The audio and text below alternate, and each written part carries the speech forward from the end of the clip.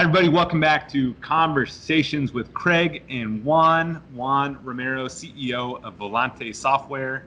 Craig Shacklett, CEO of TRIO360. We are two CEOs of fast-growing startups in the casino space, and so we like inviting you into our bi-weekly conversations, talk about what's on our mind and fill you in on the growth. And so, Juan, I know you've got some exciting stuff going on with onboarding, and then we can have a deeper conversation about just kind of the philosophy and what you've learned as you onboard more customers, train more customers. How do you think about that process and the ongoing relationship? So why don't we start with what's kind of your most recent onboarding, and how has that changed from maybe your very first onboarding? What have you learned between the beginning and where you are today? Yeah, so I think the biggest thing that we learned was to try and do as much of the work ahead of time as we can. I mean, that was kind of always our philosophy.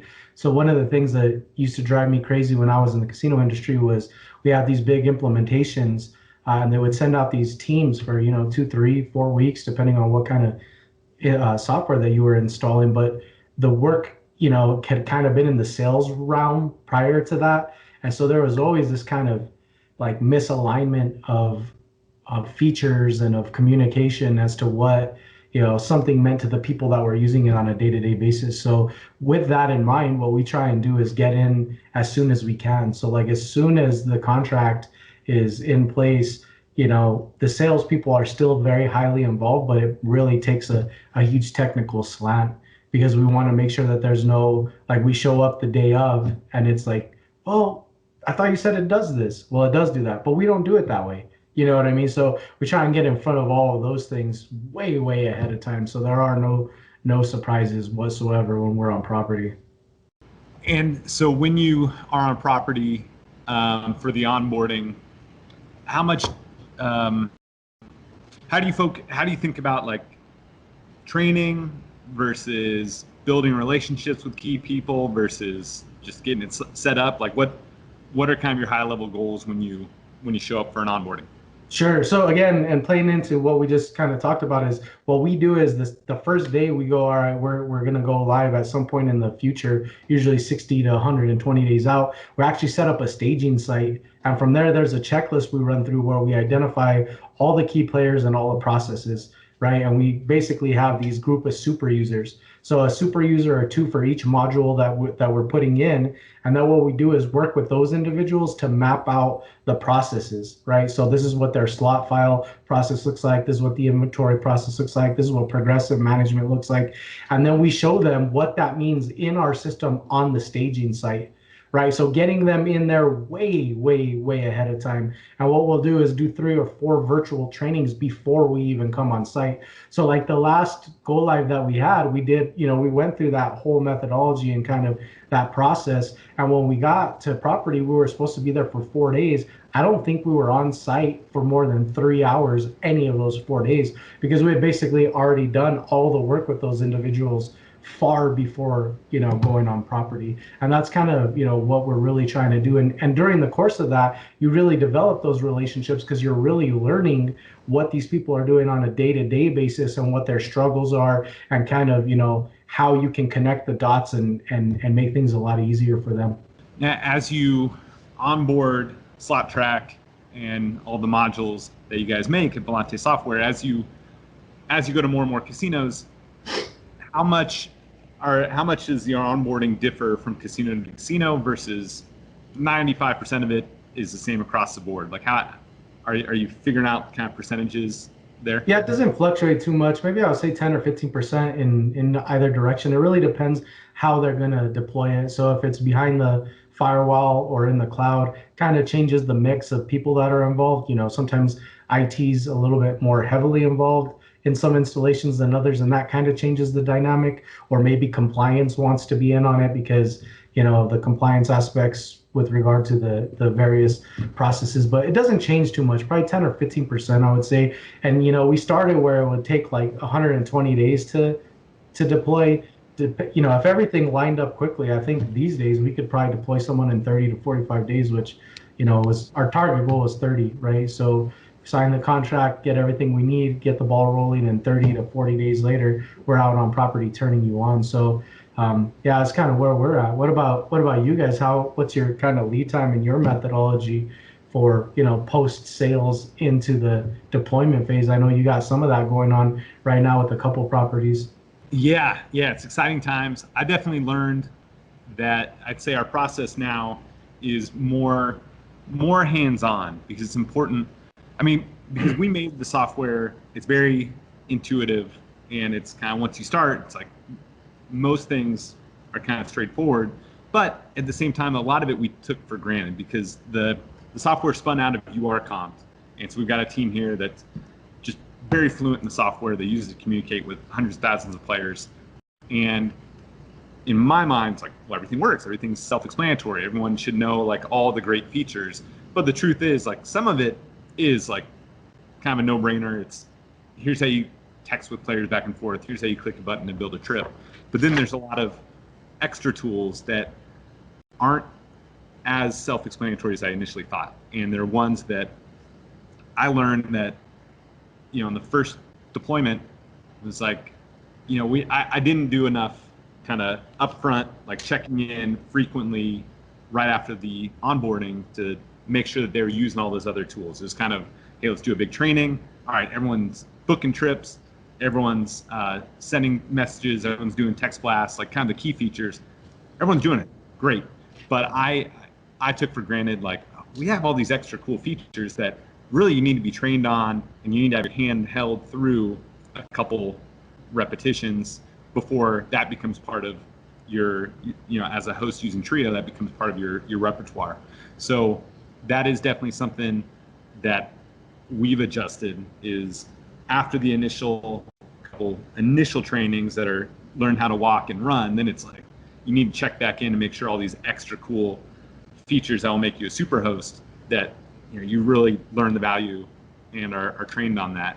And then the other part too is, as like just getting that feedback early on, because again, like Trio's been optimized to sell because we've had our own team. We built a big casino marketing business using Trio, so we know it works. But when we went on property and hosts were using it more on their mobile phones, then there are some things where it's like, oh wow, like most of our team, the URComped team, they're marketing the players from their laptop, right?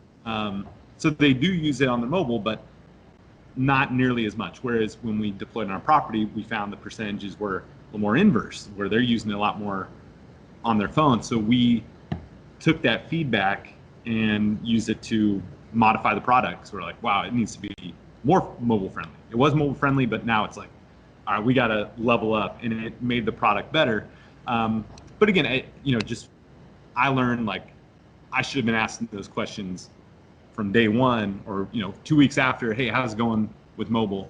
And now we do that. Now we're a lot smarter with our implementation and onboarding. But that's one of those things that sometimes you need to kind of stumble to learn the lesson. You know what I mean? Yeah, let me give you some Volante secret sauce, man. You know what we did to kind of combat that? It's interesting, and so every once in a while I kind of forget about it, and then we kind of come back to it. But in terms of the intuitiveness, when you're so in the product like you and I are, I mean, there isn't a release that goes out that Dustin and I don't fully regression test ourselves, which is probably not normal and maybe not scalable for the owner of the business to be regression testing. But one of the things that's been most helpful is because we're in it so much, we take for granted so many things. And not only do you potentially miss items because you're just on autopilot, but you get stuck in the way that you use it, right? And so what's really been helpful to us is having our sales reps regression test the application. So it's easily the most frustrating and the most beneficial thing that we do, because they, just by their own nature, they see things completely different than the way the technical team does, right? And it gives a much more, I think, real world feel to what it is that we're trying to achieve, right? So they're much more in alignment with the people that use our product every day from a mindset standpoint. And some of the stuff that they ask in terms of questions, or the stuff that they get hung up on, when that happens, we're like, we have a problem here. Like, if these guys can't got stuck or asked the question, then guaranteed this is going to be happening in the field. So it's provided, really a wealth of information to us. Yeah, that's a really that's a great point, because for us, the URComped team is kind of our testers, but what would be a good idea, and so the point is, like, before we release something to a casino partner, like we beta it with Sure. the URComped team, make sure it's working, and then we'll release it to the third party version of Trio. But what we should do is force the team, like, hey, we got a new feature. One day a week you have to do mobile only, and just see like what is annoying to them, and then so that's a really good idea. Yeah, what's really great about that too is, from a sales perspective, what I always hated was the disconnect between the functionality or the miscommunication between what something does, right? Because a lot of the salespeople would be like, they come in and whether it's through not knowing the actual information or system or trying to get a sale, they're like, yeah, it does that, yeah, it does that, yeah, it does that. So I can tell you, yeah, our system does inventory, but how specifically does it do inventory, right? And so, through the regression testing process, if you get the sales side on it, they know the product inside and out, and it's much easier for them at that point to go, not only, yes, it does inventory, but this is how it does inventory, right? And so we really get that well-rounded kind of look. And I hated, demos and I understand there's like places and they usually will team up a technical person with the salesperson or whatever. It doesn't always flow well, but I hated when we would have demos or bring somebody in and they would go, well, let me get back to you on that. Well, let me get back to you on that. Well, let me get back to you on that. Like, well, why don't you just bring the person who can answer those questions since the start? If you don't know what you're selling, then what are we doing here? So it really has a two-pronged approach, is educating the sales staff, to the nitty-gritty of what the product's doing, and then also, you get insight that you normally wouldn't get. So it's been pretty beneficial. Another thing, and I think we talked about this in the previous episode, like another benefit of just the frequent conversations after onboarding, and I do want to ask you, come back to like, what's kind of your cadence once you have somebody up and running, it's going smooth. But I love just hearing about what their other problems are kind of in the orbit, because I know that's how you came up with a lot of different modules. We had a conversation about it's something we're working on, so maybe I won't get too far into it because it's going to be like a sweet new feature, but it was something where we're hearing them walk through the process of how they currently do things, and we're like, wait, what? Wait, hold on, back up. You're telling me the players are doing this, and then this department's doing this, and then the players calling this department, and this we're like, wait. We can definitely build something to fix that. Yeah. And that is just one of the values of having that regular cadence, even when your software is up, and like what they're paying for, it's working great, but it's good to have that regular check-in for like, hey, what else is going on? What's bothering you? What's keeping you up? What's your process for continually checking in with customers, even if things are going well?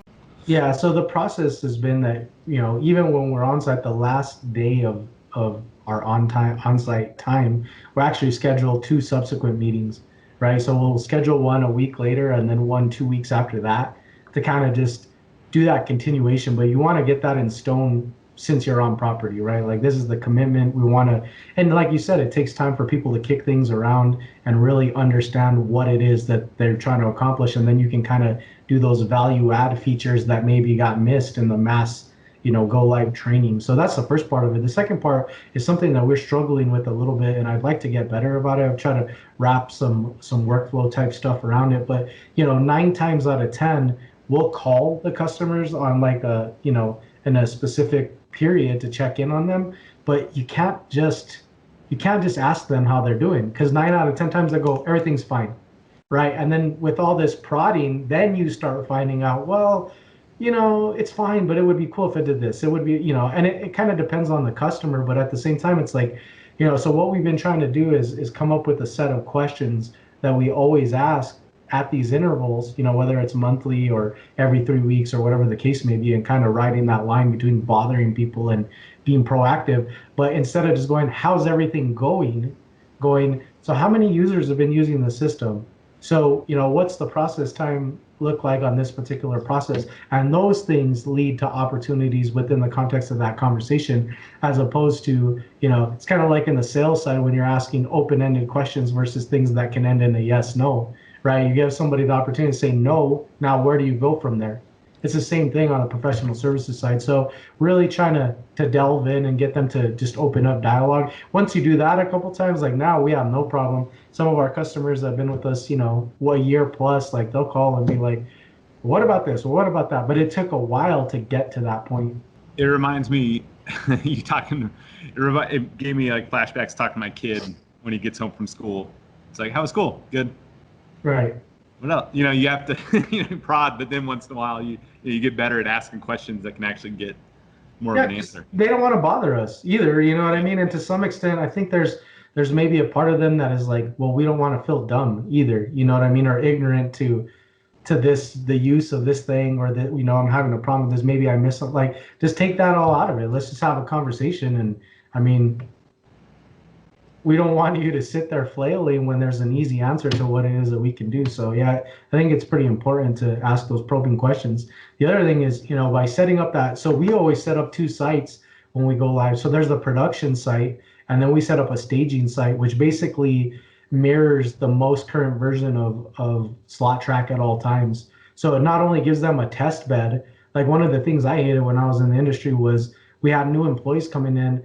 It was like kind of like theory, right? It was like going to college, like this is how it should work, but don't touch the system because those are all live records and there's all these other departments. So we set up a test bed that basically is like, it runs concurrent with their current system and they can do whatever they want to it, right? So when you have someone come in and they're brand new, they can run through all the paces without worrying about messing anything up or, corrupting the data. The kind of side effect of that's kind of awesome when you talk about like other processes and enhancements is that you might buy one or two modules from us and that's what's on your production site, but on the Sandbox we deliver everything. So we'll get a ton of customers going, well, what is this? What's work orders? We didn't even know you guys had that. Or, and then they'll start playing with it and be like, gosh, this really fits into this other thing that we do. Can you do this and that, whatever. So it's another source of it's an open canvas basically that people can kind of comment on. That's genius. Yeah, it's a great idea. So they're paying for one or two modules, but in the Sandbox, for hey, play around, break anything, whatever. You show them all the cool bells and whistles. Everything. Yeah, and at the same time, they get to, do real world training, not constrained training, which was the goal. I mean, that was a nice side benefit to it, but the ultimate goal was to get them to be able to use the product hands-on. I think this is great. I really appreciated your insight. I've written down a couple of notes. One was we're going to do like a mobile only day for the URComped team, or even a half day, just to like get that feedback, because we're constantly developing features for laptop and mobile. And I think that will force our team, or the URComped team, to let us know early on about mobile things or areas we can improve on mobile. And by the way, before I go further, just in case somebody's listening that's thinking about Trio, it works great on mobile. And the thing is, like the heavy lifting prospecting, I recommend doing it from a laptop, because when you are sending a text blast to hundreds of players, it's so much faster to type on the keyboard. Yeah. And so if on your mobile, hey, if you're on the floor and you've got players texting in one-to-one communication, yeah, do it from your mobile. And that part of Trio is super tight. But yeah, if you're promoting the big tournament and you want to get a message to 500 players, you could do it from mobile, but I'd recommend do it from your laptop, just because you're way more efficient. But anyway, we are constantly coming out with new features, so that's a good idea.